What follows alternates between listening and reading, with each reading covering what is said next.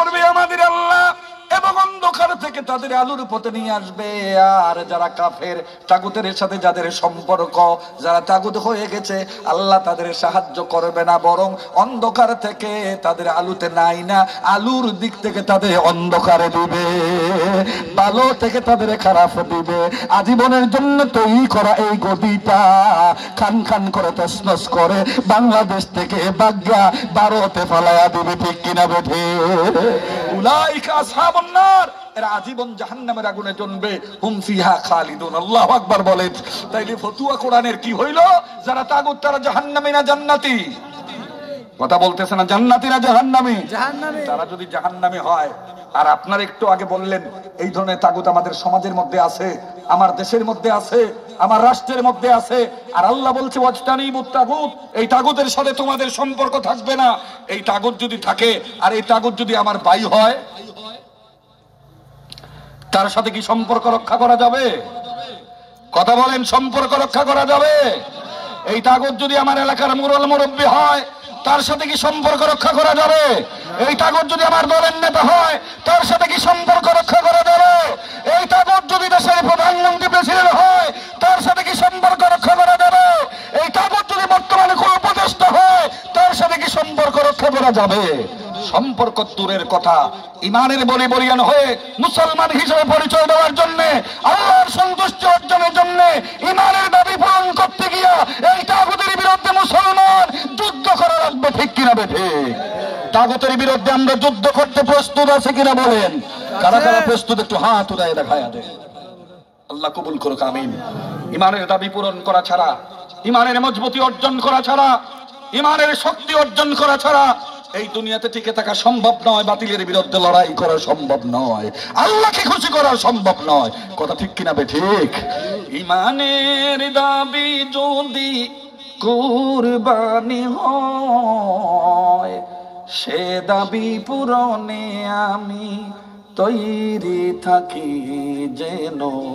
ওগো দয়াময় আমার প্রভু দয়াময়, ওগো দয়াময় আমার প্রভু দয়াময়। ইমানের দাবি সে তো বসে থাকানো,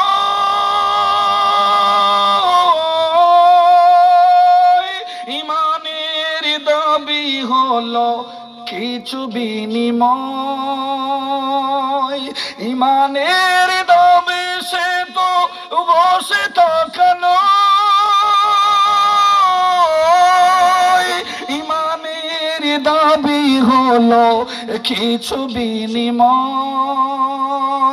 সে বিনিময় যদি কলিজার গাম হয়, সে বিনিময় যদি কলিজার গাম হয়, সে গাম দিতে যেন তৈরি থাকি আমি। ওগো দয়াময় আমার প্রভু দয়াময়, ওগো দয়াময় আমার প্রভু দয়াময়।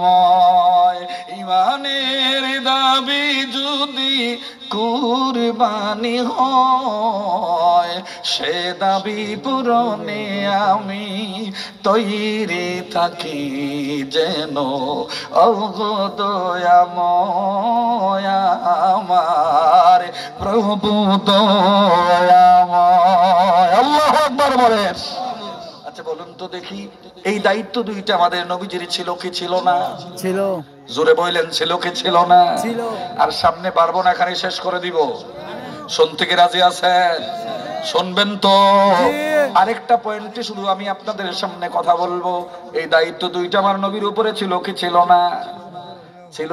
নবীজির উপরে তো আরো বেশি দায়িত্ব ছিল, কারণ তিনি তো ইন্নাকা লাআলা খুলুকিন আযীম, তিনি তো আমা আরসালনাকা ইল্লা রাহমাতাল লিল আলামিন, তিনি তো লাকাদ কানা লাকুম ফি রাসূলিল্লাহি উসওয়াতুন হাসানা, তিনি তো আশরাফুল আম্বিয়া, তিনি তো সাইয়্যিদুল মুরসালিন, তিনি তো চিফ, তিনি তো শ্রেষ্ঠ, তিনি তো প্রধান। আল্লাহু আকবার বলেন। আচ্ছা বলেন, আমাদের দেশে উপদেষ্টা কয়জন আছে? কইতেন পারতেন না? এই দেশে বাস করেন, উপদেষ্টা কয়জন কইতেন পারতেন না? হুজুর ফেসবুকের মধ্যে দেখি কতক্ষণ হয় আর আবার কতক্ষণ বাদ যায়, এটা ঘরে রাখুন কোন সময়। উপদেষ্টা আছে বর্তমানে 24 জন। কয়জন? প্রথম হয়েছিল 16 জন, এরপর হয়েছে 5 জন, 21 জন, এরপরে আবার বানাইছে 3 জন, মোট হয়েছে কয়জন? 24 জন। আমরা যে ফেসবুকে দেখতেছি হইতেছে আর যাইতেছে আর বাড়াইতেছে, একটা বাদ দিছে না। এইটির মধ্যে নাস্তিক আছে, কথা ঠিক কিনা? ঠিক। এর মধ্যে প্রধান উপদেষ্টা কয়জন? একজন। কয়জন? একজন। প্রধান উপদেষ্টার ক্ষমতাটা কর্তৃক সে উপদেষ্টা বানাইতে পারে, বাধা দিতে পারে। দেখেন না মন্ত্রণালয় একটা দুইটা করে দিয়া সবটি নিজের কাছে রেখা দিচ্ছে, বুঝলে করে দিব, নইলে নিজেই দায়িত্ব পালন করবো। ঠিক কিনা? ঠিক। তাহলে আমার নবী যদি চিফ হয়, আমার নবী যদি সেরা হয়, আমার নবী যদি শ্রেষ্ঠ হয়, আমাদের নবীর দায়িত্ব একটা দুইটা না, আরো অনেকগুলি দায়িত্ব আছে। কথা ঠিক কিনা? ঠিক। সবগুলি দায়িত্বের কথা কি একদিনে বলা যাইবো? আজকে শুধু নবীজির উপর একটা দায়িত্বের কথা বলবো, আল্লাহ যেন কবুল করে, আমিন কোন। এই একটা দায়িত্বের কথা বলতে গিয়ে আমি কুরআনুল কারীমের 3টা আয়াত আপনাদের বলবো।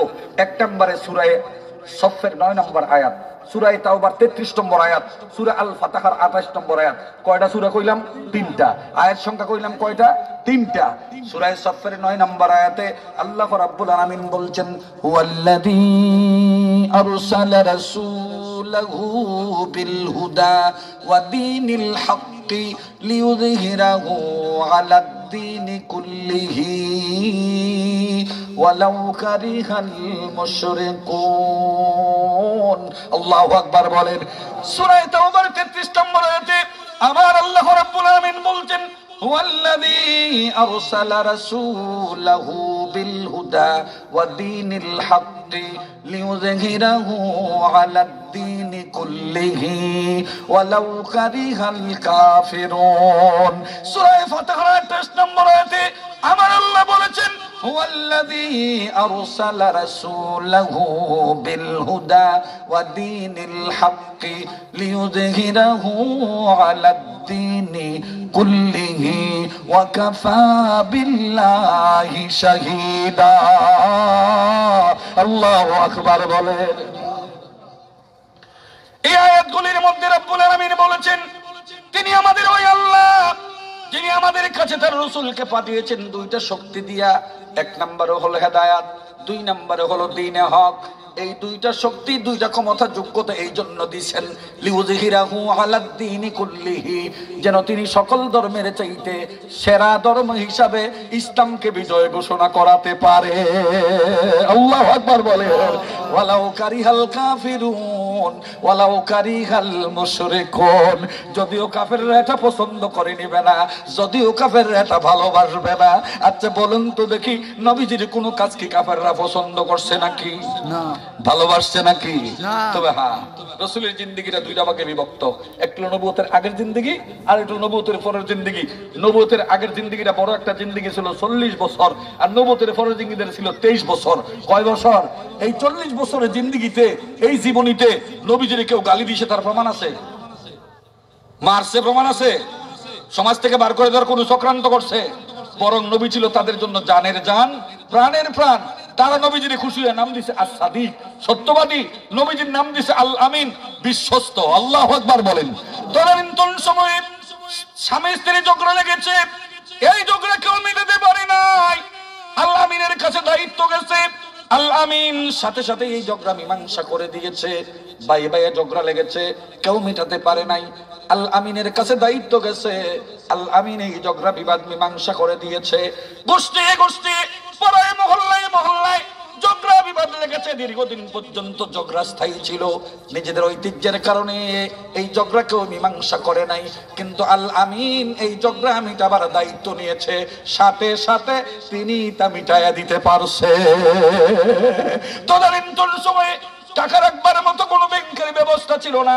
অধিক পরিমাণে টাকা পয়সা হয়ে গেলে পরে, চুরি ডাকাতির সম্ভাবনা দেখা দিলে পরে, মানুষগুলি তাদের টাকাগুলি জমা রাখার ব্যাংকের নাম ছিল আল আমিন। অধিক পরিমাণে স্বর্ণরৌপ্য হয়ে গেছে, এই স্বর্ণরৌপ্যগুলি চুরি হওয়ার সম্ভাবনা দেখালে দিলে পরে কোথায় রাখবে এই স্বর্ণ? স্বর্ণগুলি জমা রাখার ব্যাংকের নাম ছিল আস-সাদিক। তারা জানতো ওর কাছে টাকা পয়সা রাখলে এগুলি নষ্ট হবে না, বাতিল যাবে না, নিয়ে ব্যাংকে যাইতো না, বাংলাদেশের টাকা পাচার কইরা সুইস ব্যাংকে ফাটাইতো না। ঠিক কিনা বেঠে? আমার ভাইরা, আমার বন্ধুরা, এত বিশ্বস্ত, এত সত্যবাদী, তাদের জানের জান, প্রাণের প্রাণ আল্লাহ আমিন। আমার নবীজি একটা মিনিটের ব্যবধানে তাদের শত্রু হয়ে গেছে। কয় মিনিট? কয় মিনিট? আল্লাহ যখন বললেন কুল হাযিহি সাবিলি আদউ ইলাল্লাহ, এই নবী ঘোষণা দেন এটাই আমার আসল রাস্তা, আদউ ইলাল্লাহ, মানুষকে আমি আল্লাহর পথে ডাকবো। এই দায়িত্বটা পালনের জন্য আল্লাহর নবী যখন সিদ্ধান্ত নিলেন, আমরা মাহফিলের আয়োজন করেছি, পোস্টার করেছি, লিফলেট করেছি, ফেসবুকের মধ্যে দিয়া দিছে, আবার মাইকিং করছে, মসজিদে মসজিদে জানায়া দিছে, ফোনে ফোনে দাওয়াত দিছে, এরপরে তো লোক নাই, দোকানে বৈশা রইছে। তদানীন্তন সময় এই দলের কোনো ব্যবস্থাপনা ছিল না, পাহাড়ের উপরে দাঁড়াইয়া ঘন্টা তুনি বাজায়া দিত, লোকেরা জিজ্ঞেস করতো কে ডাকছে এই ঘন্টা, কে দিয়েছে এই পিটুনি? আল্লাহু আকবার বলেন।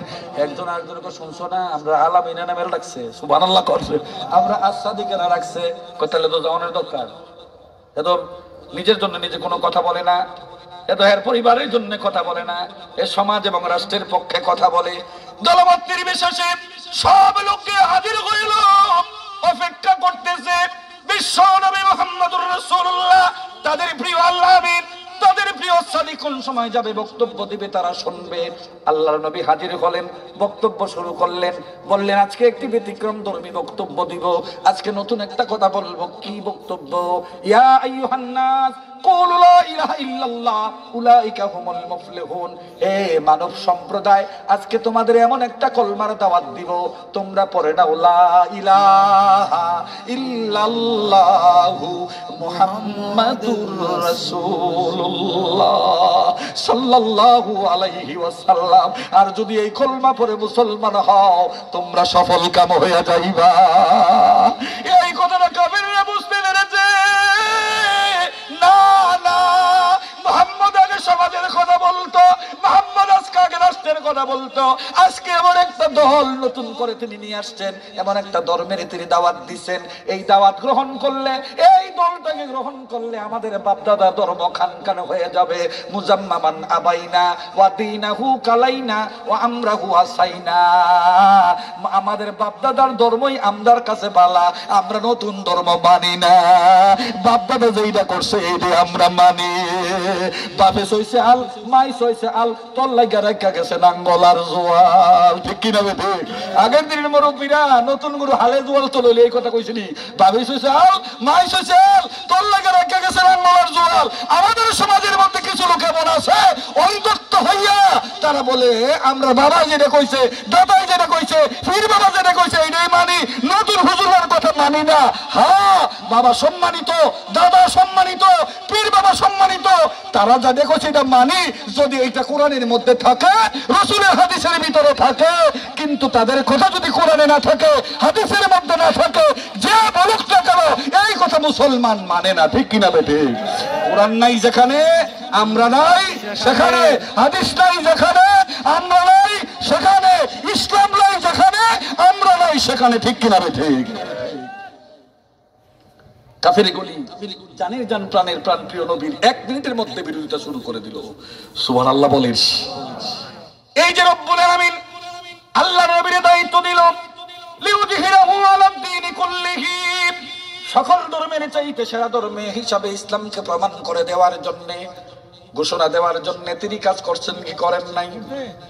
তিনি যদি পীর মুরিদি করতেন, মুরিদের অভাব হইতো না, বাড়ির অভাব হইতো না, নারীর অভাব হইতো না, গাড়ির অভাব হইতো না, অত্যাচার হইতো না, নির্যাতন হইতো না।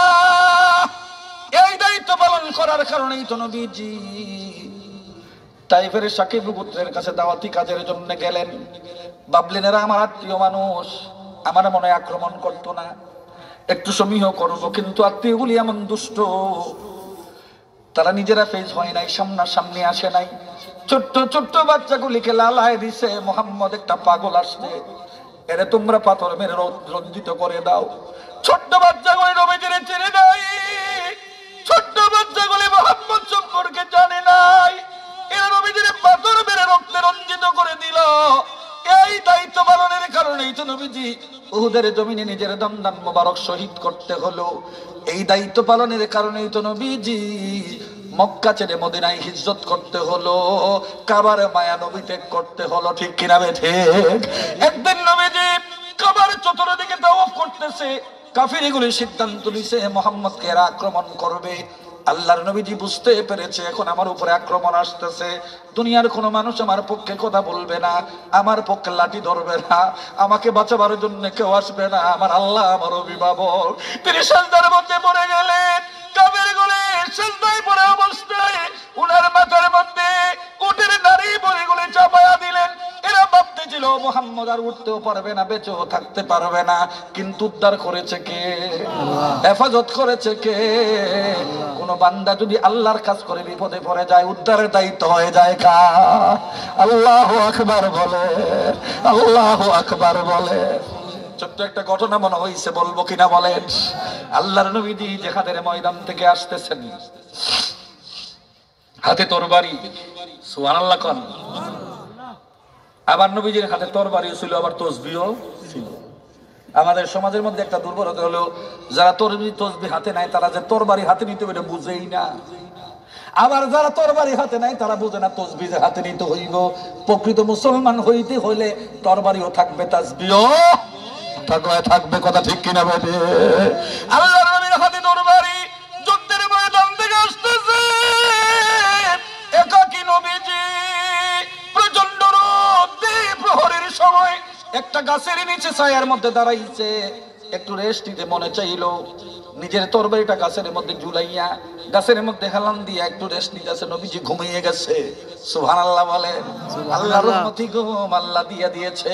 অপরদিকে একটা কাফির তরবারি নিয়ে হন্যে হয়ে পাগলের মধ্যে ঘুরতেছে, কোথায় মুহাম্মদকে পাইবে, কোন দিন কোন সময়ে মুহাম্মদকে পাইবে, কল্লা দ্বিখণ্ডিত করে সফল হবে, সাকসেস হবে। ইত্তরসর আইসা দেখে নবীজি গাছের নিচে ঘুমাইতেছে। কাফের খুশি না বেজার? কথা বলেন, খুশি না বেজার? হাসি দিয়ে বলছে এই তো সুযোগ, শিকারি পাওয়া গেছে। আজকে যদি মুহাম্মদকে দ্বিখণ্ডিত না করা যায়, মুহাম্মদকে যদি হত্যা না করা যায়, জীবনে আর কোনোদিন সুযোগ পাওয়া যাবে না। আবার চিন্তা করলো আমার তরবারিটা নষ্ট করে লাভ কি, যারে মারাম হের তরবারি দিয়ে হেরে সাইজ করাম। কেমন অহংকার তার ভিতরে। নবীজির তরবারিটা গাছ থেকে হাতে নিচ্ছে, কোষ থেকে তরবারিটা খুলছে, চেঁচামেচি করে আওয়াজ দিয়ে বলে ইয়া মুহাম্মদ মাইয়ামনাউকা মিন্নি, বলো তো দেখি এই মুহূর্তে আমার হাত থেকে তোমার কে বাঁচাবে।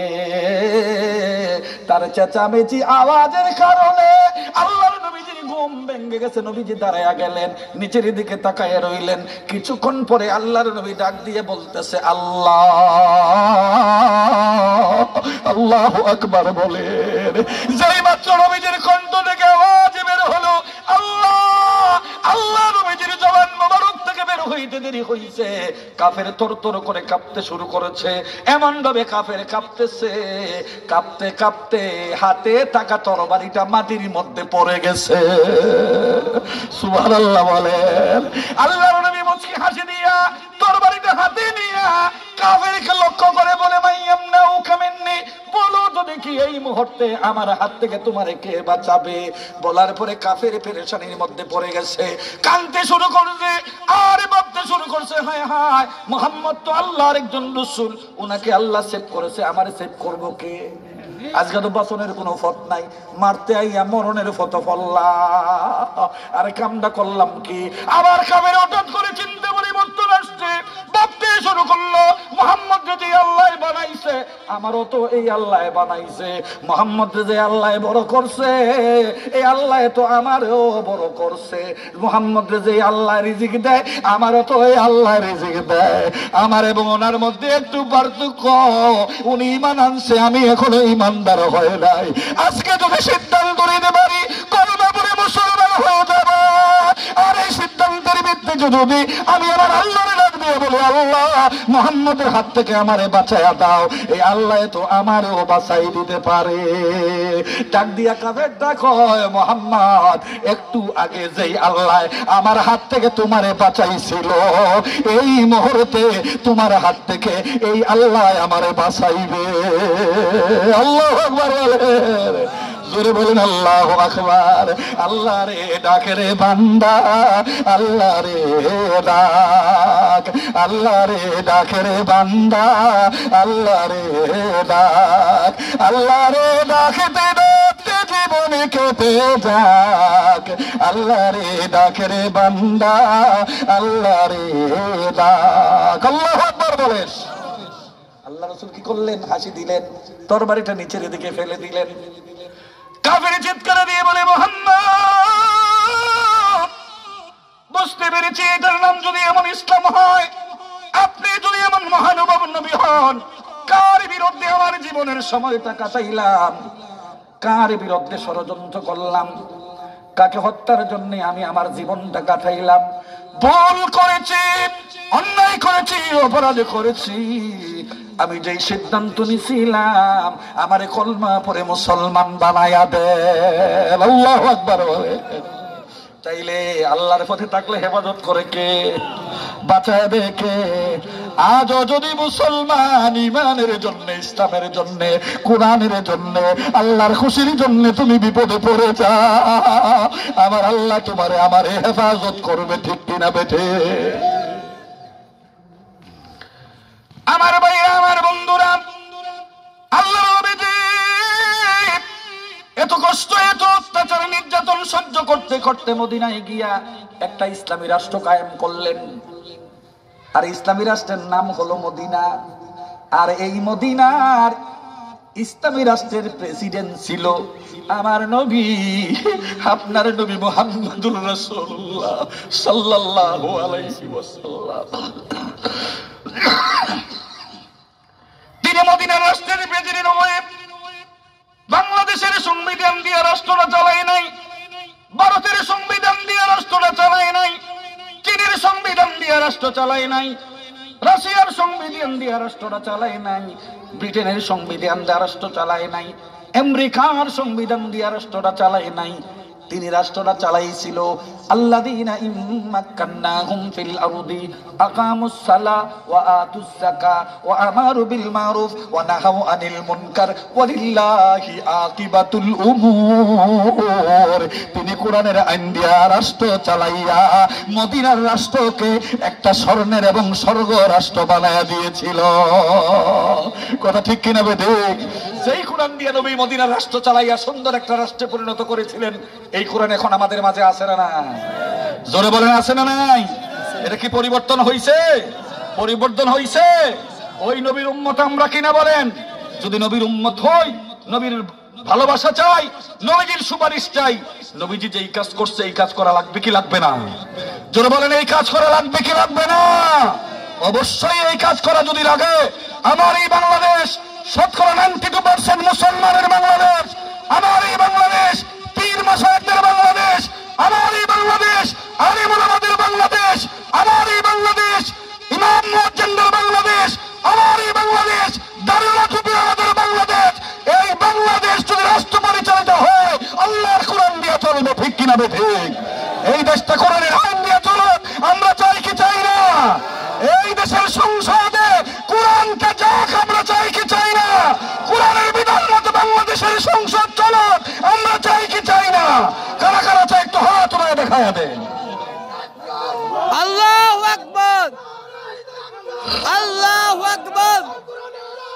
গলে গলে জালো, গলে গলে জালো। আমি দেখতে পাচ্ছি আগামীর বাংলাদেশ, আলিম ওলামাদের বাংলাদেশ, আগামীর বাংলাদেশ পীর মাশায়েখদের বাংলাদেশ, আগামীর বাংলাদেশ ইসলামের বাংলাদেশ, আগামীর বাংলাদেশ আল কোরআনের বাংলাদেশ, ঠিক কিনা ঠিক? এই জন্যে জীবন যদি দেয়া লাগে, জীবন দিতে আমরা প্রস্তুত, যেভাবে জীবন দিয়েছেন আল্লামা সাঈদী। কথা ঠিক কিনা ঠিক? আমরা প্রস্তুত আছে কিনা বলেন? কারা কারা প্রস্তুত? হাত তুলে আল্লাহকে দেখায়া দেন। আল্লাহু আকবার। গলে গলে জালো, আল্লাহু আকবার। আমার ভাইয়েরা, আমার বন্ধুরা, একটু চিন্তা করে দেখুন আল্লাহর নবীজি দায়িত্ব পালন করে সফল না বিফল? ফেল না পাস। পাশ। তিনি যে দায়িত্ব পালন করেছেন দুনিয়াও স্বীকৃতি দিয়েছে, আরশ থেকেও স্বীকৃতি আসছে। নবীজি বিদায় হজের ভাষণে বক্তব্য দিচ্ছেন, একটা পর্যায়ে বলতেছেন, এই আমার উম্মতেরা বলো তো দেখি, আমি যেই দায়িত্ব নিয়ে দুনিয়ার মধ্যে আসছিলাম এই দায়িত্ব সঠিকভাবে পালন করছে কি করি নাই। কথাটা শোনার পরে সাহাবাগণে চোখের পানি ফেলে হাউমাউ করে কাঁদতে শুরু করলেন, আর ভাবতে শুরু করলেন, হায় হায় নবীজি এই মুহূর্তে কেন আমাদের এই কথা জিজ্ঞেস করলো। বুঝতে পেরেছি আল্লাহর নবী মনে হয় আমাদের মাঝে আর বেশি দিন বেঁচে থাকবে না। আল্লাহ মনে হয় আল্লাহর নবীজিরে আমাদের মাঝে আর রাখবে না, তাকে মনে হয় আল্লাহ উঠে নিবেন। কাঁদতেছেন, ডাক দিয়ে বলতেছেন, ইয়া রাসূলুল্লাহ, নবীজি আমরা সাক্ষী দিচ্ছি আপনি যেই দায়িত্ব নিয়ে আসছিলেন সঠিকভাবে সুন্দরভাবে অক্ষরে অক্ষরে এই দায়িত্ব আপনি পালন করেছেন, আমরা তার সাক্ষী। এই কথা বলবার পরে নবীজি উপরের দিকে তাকাইলেন, হাত এগুলো উঠাইলেন, আল্লাহরে ডাক দিয়ে বলে, আল্লাহ তাকায় দেখেন আপনি মজলিসের দিকে, আপনার বান্দারা আমার উম্মতেরা এরা স্বীকৃতি দিয়েছে, সাক্ষী দিয়েছে আমি নাকি আমার দেওয়া দায়িত্ব সঠিকভাবে পালন করেছি। আল্লাহ হাসরের ময়দানে যেন এই জন্য আমি বিপদে পড়তে না হয়। সাথে সাথে রব্বুল আলামিন কোরআনের বিধান নাজিল করে দিয়ে বললেন, আল ইয়াউমা আকমালতু লাকুম দীনাকুম ওয়া আতমামতু আলাইকুম নি'মাতি ওয়া রাদিতু লাকুমুল ইসলাম দীনা। এ নবীজি ইসলামকে আপনাদের জন্য পূর্ণাঙ্গ করে দিয়েছি, নবী গো নিয়ামতে আপনাদের ধন্য করে দিয়েছি। আপনাদের দায়িত্ব পালনের কারণে আমি আল্লাহ খুশি হইয়া ইসলামকে জীবন ব্যবস্থা বানায়া দিয়েছে। আল্লাহু আকবার বলেন। এমনি তো মুসলমান বললে হবে না, মুসলমানের গুণ তোমাদের মাঝে লাগবে। কেমন মুসলমানই তুমি, কেমন মুসলমান, নামাজের সাথে নাই পরিচয় মানো না কোরআন, নামাজের সাথে নাই পরিচয় মানো না কোরআন। কেমন মুসলমান তুমি, কেমন মুসলমান, তুমি নবীর উম্মত দাবি করো সুন্নাহ মানো না, নবীর উম্মত দাবি করো সুন্নাহ মানো না, নবীর অপমানে তোমার হৃদয় গলে না, নবীর অপমানে তোমার হৃদয় গলে না। তুমি বিজাতীয় সংস্কৃতিতে সপেছ পরাণ, বিজাতীয় সংস্কৃতিতে করেছ জীবন। কেমন মুসলমান তুমি, কেমন মুসলমান, কেমন মুসলমান তুমি, কেমন মুসলমান, নামাজের সাথে নাই পরিচয় মানো না কোরআন।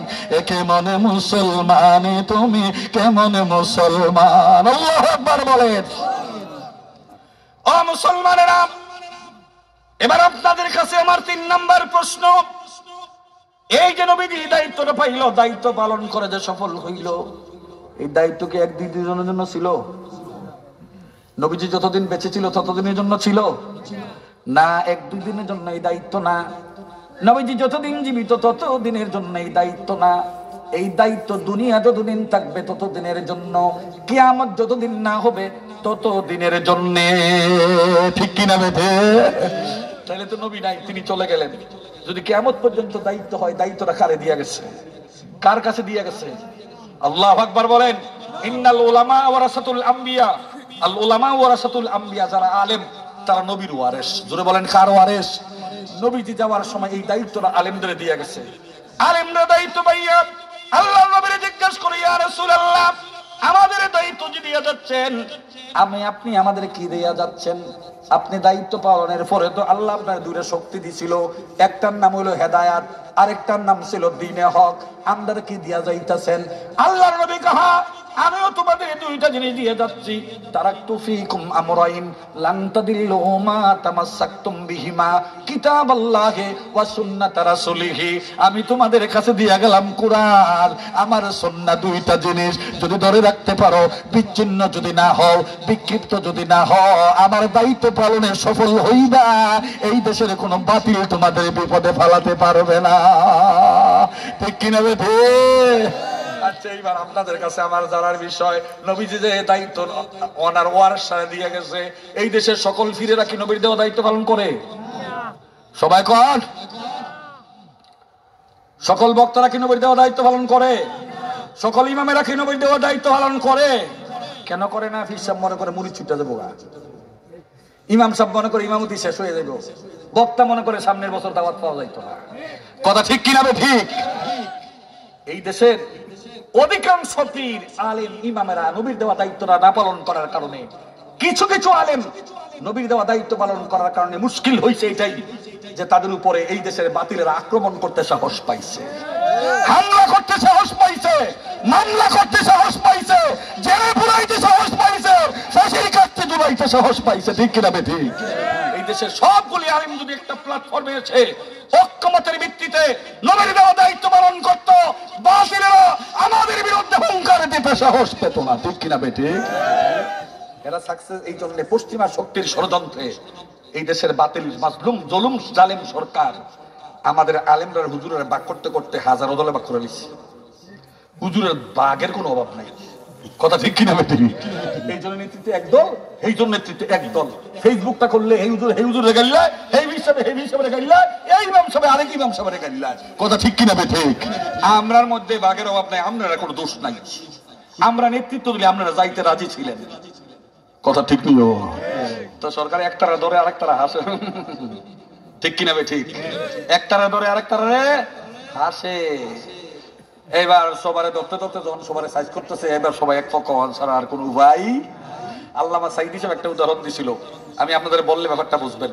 একবার কুশোরের ক্ষেত করছে, আখের ক্ষেত, আখ বুঝেন না, রাত্রে চুরি নিন লেঙ্গা, এই জন্য